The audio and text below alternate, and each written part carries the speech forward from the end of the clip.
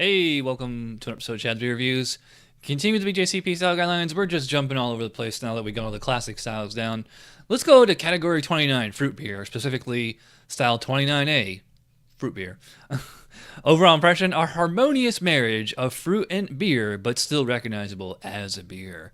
The fruit characters should be evident, but in balance with the beer, not so forward as to suggest an artificial product. And for this style, I got one of the recommended commercial examples is Founder's Rübæus Pure Raspberry Ale. I like that it's in cans now. It's an ideal canned beer. So let's check the comments, and well, there is no history or special ingredients or anything. It's just comments. So overall balance is the key to presenting a well-made fruit beer. The key attributes of the underlying style will be different with the addition of fruit. Do not expect a beer to taste the same as the unadulterated. I don't know why anyone would. Judge the beer based on the pleasantness and balance of the resulting combination. If you look at the entry instruction, it says the entrance must specify a base style, but the declared base style does not have to be a classic style. It just be a general type of beer, you know. So look at our vitals. I mean, everything will and they keep saying, underlying base beer and then the commercial examples. And I picked this one because it's on there. So I don't know what the base style of this is. I'm going to just kind of assume if you don't know, a lot of times with fruit beer, they're either a 1D American pale wheat ale or an 18A blonde ale. So let's just say blonde ale, maybe a 1D. I guess we'll see as we get into that. So let's get into the review here. So let's give it a whiff. Wow. I mean, it's just huge raspberry. I mean, this is like, it actually reminds me of the fruit lambic I did a few months ago. Just straight raspberry jam. Actually, I'm trying to dig down into like the base beer. Am I getting malt? Am I getting wheat? I really can't smell it over the raspberry. Hops. Yeah, forget about those two. So, I mean, I'm just smelling raspberry jam. To me, this smells like... I mean, does it smell like a beer or like I mean, because to me it's so authentic smelling, it smells more like beer. When I think of like FMBs, I think something very fall, like candy, something like that. So, it's going to be a tough one to score. So, let's go to the specs here on aroma. Aroma, the distinctive aromatics associated with the declared fruit should be noticeable in the aroma. Well, absolutely it is. However, note that some fruit have stronger aromas and are more distinctive than others. Obviously, allow for a range of fruit character and intensity from subtle to aggressive. I don't know, I'd say, well, yeah, aggressive. It pretty much overrides everything. The additional aromatics should blend well with whatever aromatics are appropriate for the declared base beer style. Again, I don't know what the base beer style is, so I don't know why they put this as one of the commercial examples, but... so we're going to go pretty much hedonistic on this review. To me, it smells great. I mean, I just love that raspberry jam smell, but I would like some actual beer smell to it. So it's hard to score. I'm going to say, this might sound stingy or it might sound generous. I'm going to say 9 out of 12. I mean, like I said, it smells delicious, just doesn't really smell like a beer other than the authenticity of the fruit. I don't know how this is picking up on camera, but it's a beautiful magenta color, and it did have plenty of foam when I first poured it. I'm surprised it has foam at all. Usually fruit beers, they just fizzle away, and like the foam is kind of an indigo lavender color, kind of a pinkish color, I guess you could say. I still have a little bit of beer left in the can, so we'll top it off. And it's it's definitely hazy, but it's not like completely opaque. Just beautiful color. It's really difficult to get a score on the SRM there because it's red and not like a shade of copper brown or whatever. So I don't know. 13 to 17, I guess. It's kind of moot. Check specs on appearance. Appearance should be appropriate for the declared base style. Well, I don't know what that is. And declared fruit. Well, I know what that is. So, I mean, if it was a blonde ale plus raspberry, I could see it being this shade of red. For lighter color beers with fruits that exhibit distinctive colors, the color should be noticeable, obviously.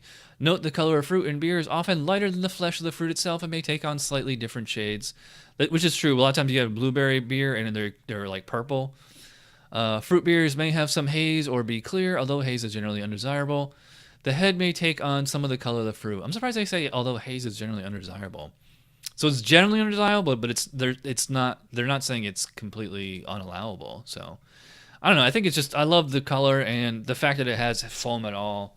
I'm going to go full 3 out of 3 on appearance there. All right. So flavor, best part. Cheers. And same thing with the aroma is like it smells like raspberry jam and it tastes like raspberry jam. So it's like it's raspberry jam, but without the added sugar. As far as I can tell, it's just on their website.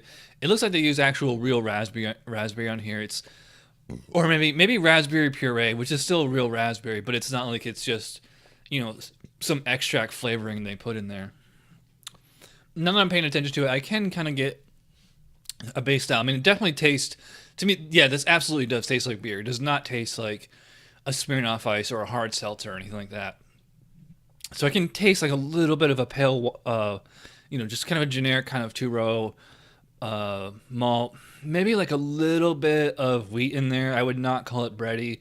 It's more like in the cracker kind of a territory. But again, like, fruit's way up here and malt's way down here. As far as the hops, I don't think that they're there at all. As far as hops, like they're not there, but it's not like completely 0 IBUs. I think it's 15. So yeah, 15. Very, very subtle, but it's enough to just kind of, make it give it a beer kind of a taste. But again, if the base style is a pale wheat ale or a blonde ale, those styles are both very, very low hop, low IBU beers to begin with. So, if it's either of those, those plus a whole lot of fruit here, that's doing both styles pretty well. Let's check the specs on flavor. That's kind of long. As with aroma, the distinctive flavor character associated with declared fruit should be noticeable, absolutely. It may range in intensity from subtle to aggressive. This sounds like a broken record. The balance of fruit with the underlying beer is vital, and the fruit character should not be so artificial and or inappropriately overpowering as to suggest a fruit juice drink. Again, flavored malt beverage, alcohol pop, whatever. Hop bitterness, flavor, malt flavors, alcohol content, and fermentation byproducts, such as esters, should be appropriate to the base beer and be harmonious and balanced with the distinctive fruit flavors present. Wow, that is a long sentence.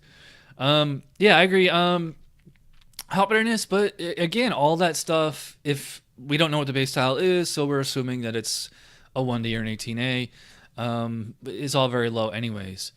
Remember that fruit generally add flavor, not sweetness, to fruit beers. They say generally, but not exclusively. But I think that the raspberry here does add quite a bit of sweetness. The sugar found in fruit is usually fully fermented and contributes to lighter flavors and a drier finish that might be expected for the declared base style. However, residual sweetness is not necessarily a negative characteristic unless it has a raw, unfermented quality. Again, tough to score. Flavor, well, I mean, I think it's a really tasty beer. It's a little one-dimensional, but I like the fact that it tastes authentic. It doesn't taste like an FMB. I'm kind of split the difference here. I'm going to go, I think 15 or 16. I'll say 15. It's hard to give this a high score when they're not declaring a base style. Mouthfeel, I wouldn't go as far as say it's light bodied. I'd say it's like medium bodied. Maybe moderate carbonation. It is not. It's not like a seltzer or any kind of spritzer or anything like that. It's very, very smooth. You can't like feel or taste the alcohol. 5.7 is, that's actually pretty strong for a fruit beer. I think this beer, although overall I think it's a little too strong to session. I think it would be really tempting to session, especially today. It's 4th of July. It's 100 degrees out. You would want to go outside and just sip this all day, but you might be hurting later. But the drinkability on it is fantastic. I think it's a little bit too stronger than it needs to be. I think this could be like 5% ABV. It doesn't need to be 5.7. Specs on mouthfeel. Mouthfeel may vary depending on the base beer selected and as appropriate to that base beer. Well, I don't really know, so it's hard to say. Body and carbonation levels should be appropriate to the declared base fruit style. Declared base beer style. Fruit generally adds fermentables that tend to thin out the beer. The resulting beer may seem lighter than expected for the declared base style. Smaller and darker fruit have a tendency to add a tannic depth that should overwhelm the base beer. That seems like a typo to me. Again, so I'm going totally hedonistic here. I'm going to say I love the drinkability on it. I just think it's a little too strong for what it needs to be. So I'm going to go 4 out of 5 on mouthfeel. Overall, I think this is about an 8. 39 out of 50 for Founders Rübæus. All right, I'm going very, very long for a fruit beer review. Thanks for watching. If you stuck all the way to the end, you are awesome. Thanks for watching. Cheers.